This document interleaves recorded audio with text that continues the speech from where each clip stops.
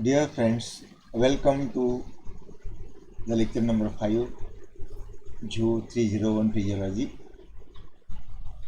Up to now we have seen how the action potential is being taken place, how the nerve impulse passes from axon, then from axon hillock, how it originates and passes to the nerve axon. In between, how depolarization and repolarization takes place. After depolarization means movement of sodium ions, how the membrane goes to reset position. As soon as the aggregation of potassium ion increases, how repolarization starts. In between that, how hyperpolarization occurs, that we have already studied. Now in this today's lecture we will see how the current flow takes place around the impulse which passes through the axon. In the axon, the impulse or the signals passes slowly one by one, and how the impulse is being carried out or passed out or facilitated, or we can say how the action potential works, that we will see in today's lecture. So current flow around an impulse of axon is picturized here. In last topic, these two simple diagrams of depolarization and repolarization is clear, because from this picture you will clearly understand how the current flow occurs around this impulse. So this is the axon, this is complete axon. In axon, this part is impulse which is passing continuously. During that passage of impulse, these positive ions and these negative ions, these positive ions and these negative ions, in between that, these negative ions which are moving again, how around this impulse, that is clear from here. You see, as soon as the sodium enters, the negatively charged outside and positively charged inside. As soon as the potassium moves outside, negative charge inside and positive charge outside. So this same mechanism takes place continually around the membrane. We have seen the resting membrane potential and working membrane potential, how it changes time to time as the action is taken place. And action potential, when it carries whenever neurotransmitters are secreted. Neurotransmitters are secreted when only as soon as the signal is to be received or impulse is to be received or information is to be conveyed from the message.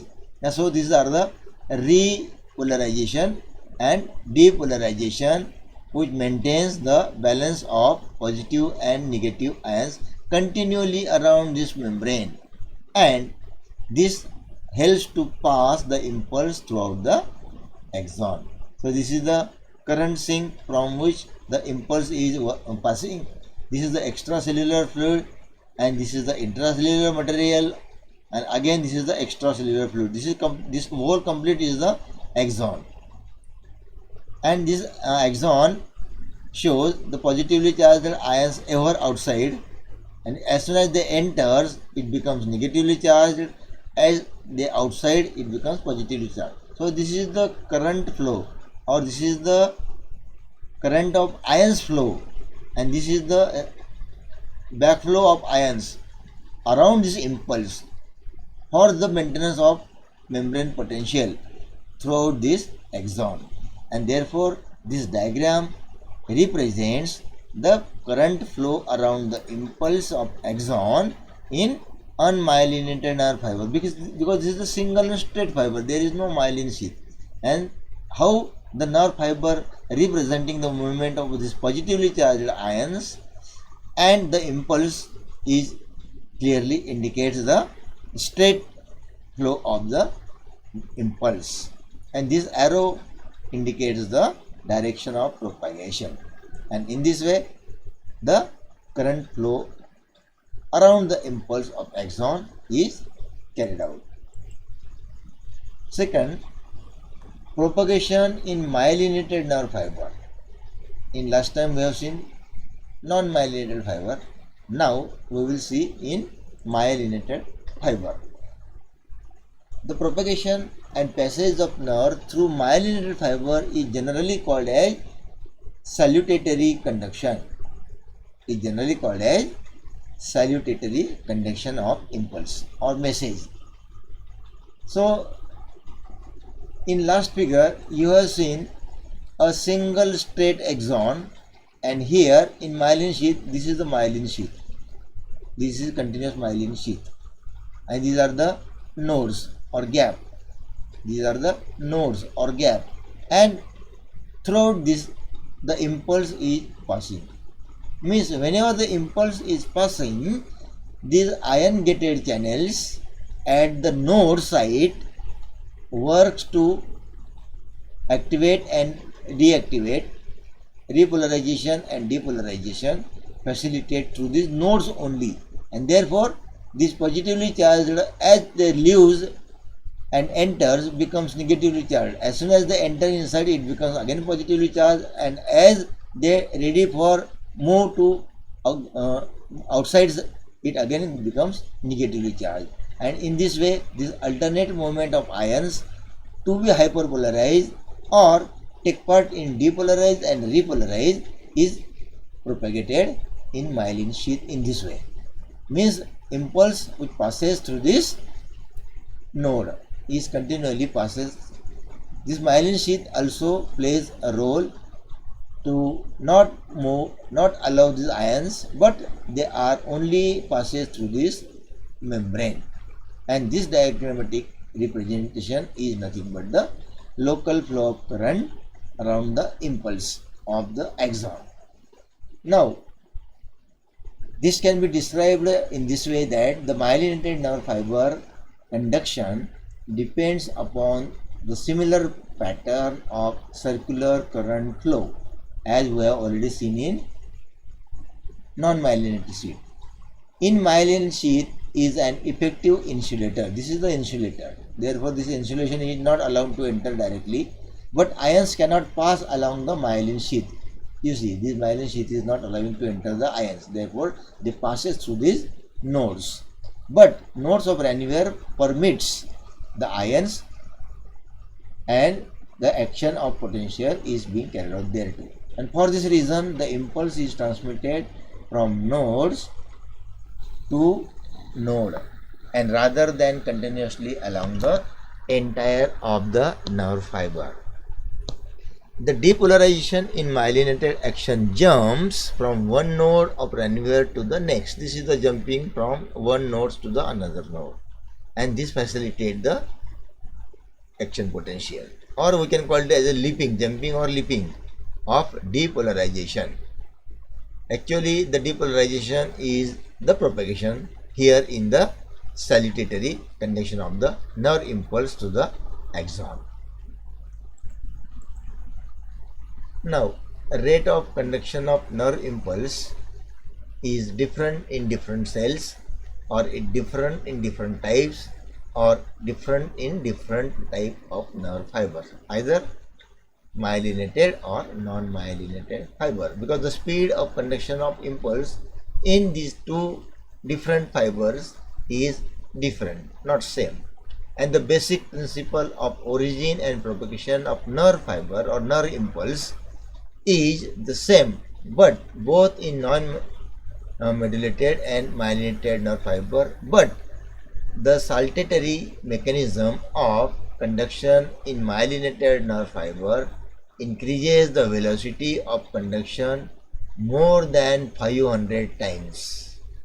Means myelinated nerve shows conduction in myelinated fiber increases, and the velocity shows maximum up to high speed, that is more than 500 times or more than 499 times than the normal. And this rate of conduction of nerve impulse facilitate the action potential or passage of the signal.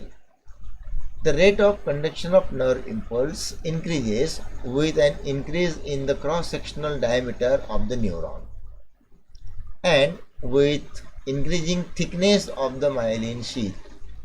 As previously we have seen that the thickness of myelin sheath depends and causes the actual movement of the impulse or the signals, and the rate of transmission of a given neuron is constant. We will see in the next table, or we can clarify the idea of the rate of nerve impulse conduction through different nerve in different animals is shown here. The rate of conduction of impulse in vertebrates and invertebrate is different. Even though the nerves are everywhere same, but the structure, fiber and nature is different, and therefore the rate of conduction, the velocity and speed of conduction is different. So in nerve net in coelenterate animals, especially in sea anemones of the species Metridium, the velocity in meters per second is 0.121 to 0.146, whereas the nerve cord in Annelida, especially in Lumbricus earthworm, is 0.6 meters per second is the velocity. In nerve fiber of mollusk, especially in the snail Helix species, Helix genus, is 0.4. In vertebrate animals, among frog, especially in non-myelinated fiber, the velocity ranges between 0.4 to 0.5 meters per second.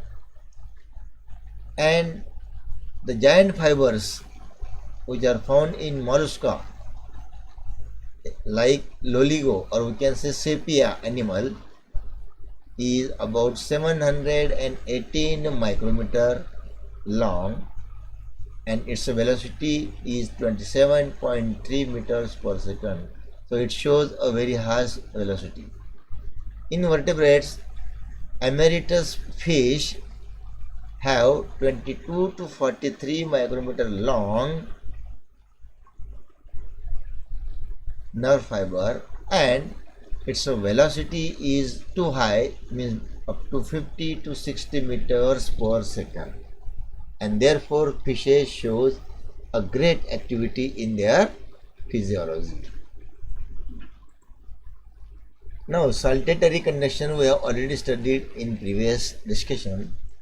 So what is the saltatory conduction, how it works in action potential in both the fibers, especially in myelinated fibers, and how its velocity in conduction of the impulse it changes, that we will see here in this paragraph. The saltatory conduction, from the Latin word saltator, the saltatory conduction is originated, and the saltator means to hop or leap, or we can say simply jump. How it jumps? Why it jumps? Because in myelinated sheath, the myelin sheath is not allowing the molecules or ions to enter there too, and therefore they directly jump to the another membrane where node is there and where myelin sheath is absent. Therefore the saltatory conduction or salutatory conduction is the propagation of action potentials along myelinated axons from one node of Ranvier to the another node of Ranvier, and increasing the conduction velocity of action potential. Instead of passing through the membrane, it jumps directly to the another node, and therefore the speed increases, and therefore the action potential shows great velocity of conduction of the impulse. In another way, the uninsulated nodes of Ranvier are the only places through which the axon ions are exchanged through the membrane or across the membrane, and the action potential is regenerated. As the action potential between regions of axon that are insulated by myelin sheath, unlike electrical conduction in a simple circuit, the jumping or leaping, or we can say saltatory conduction, takes place or occurs there in the myelinated nerve fibers. Now the next topic of our syllabus is the ultrastructure of skeletal muscles. In our first chapter of physiology, or in our first unit of physiology, the nerve structure of nerve and muscle fiber is there. So we have studied all about nerve fibers or nerve cells, nerve types, and its a detailed structure. Now we will see what are the skeletal muscles and what is the ultrastructure of skeletal muscles. As the nerves are specialized tissues or cells, skeletal muscles are also a specialized type of muscles among the different types of muscles. The basic type of muscles are skeletal muscles, smooth muscles, and cardiac muscles, or we can say voluntary muscles, involuntary muscles, and cardiac muscles. These are the three different basic types of muscles. So muscle, we can also call these muscles as striped muscles or striated muscles.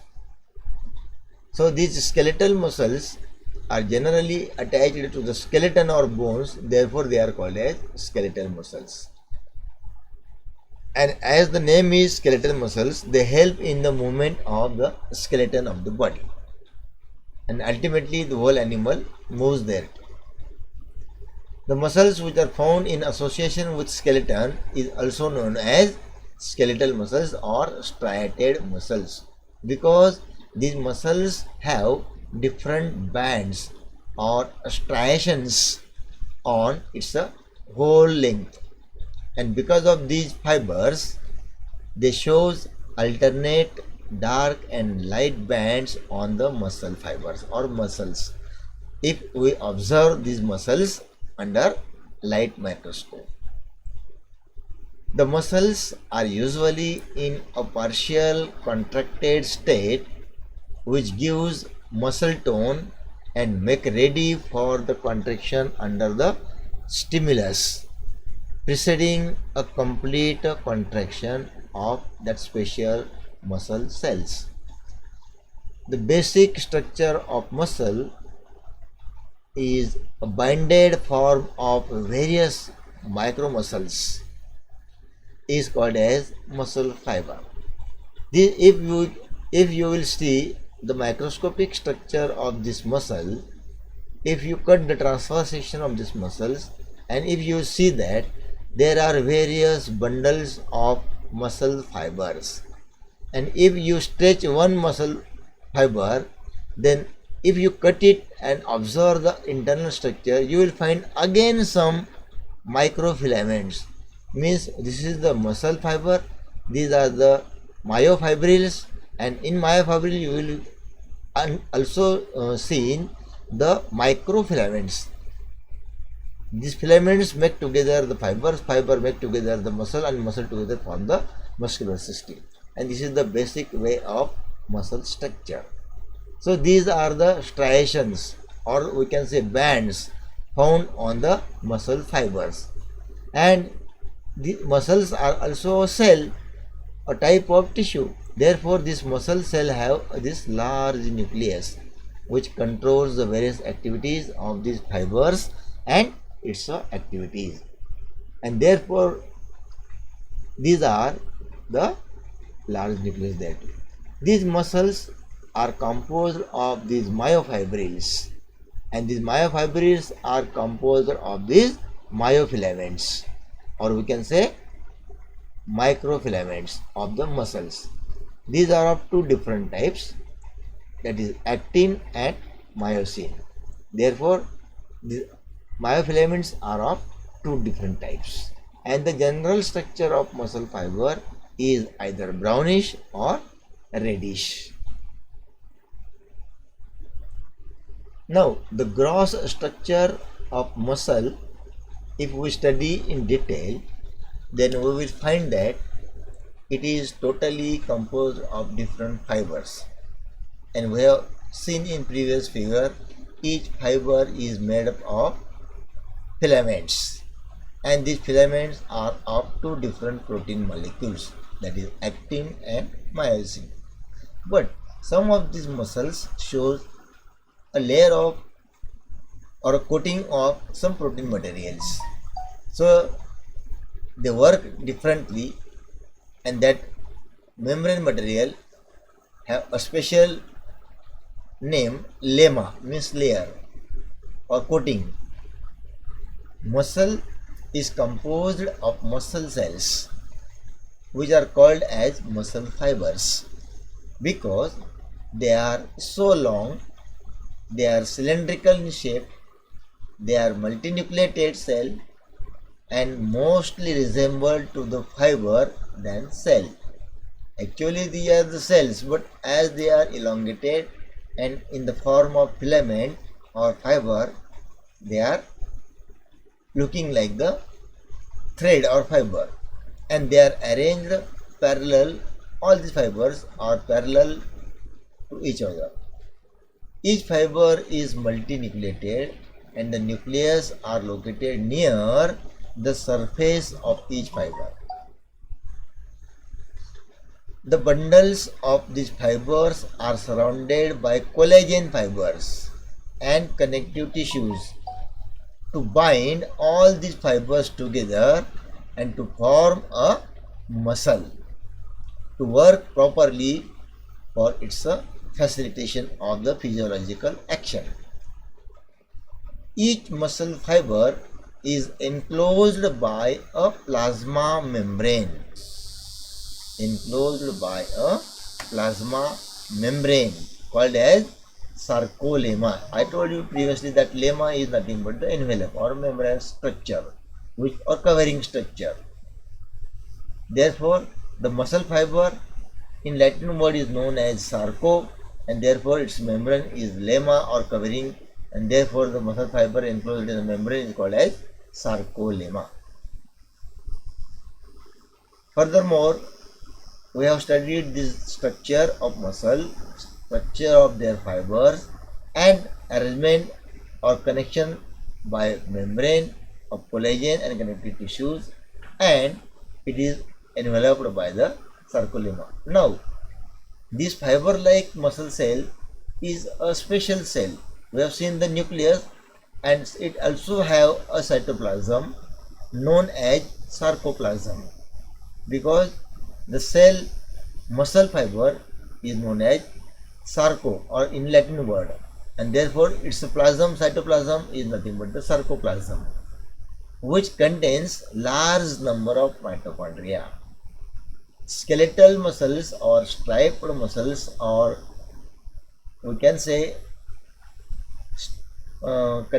striped muscles, are the active muscles which facilitate the strength, or we can call the working of the strength of the body, and therefore they contain large mitochondria because they need a large amount of energy, as these mitochondria are the powerhouse of the cell, and they give the power, they give the energy to the nerve fiber to facilitate thereto with the associated organ.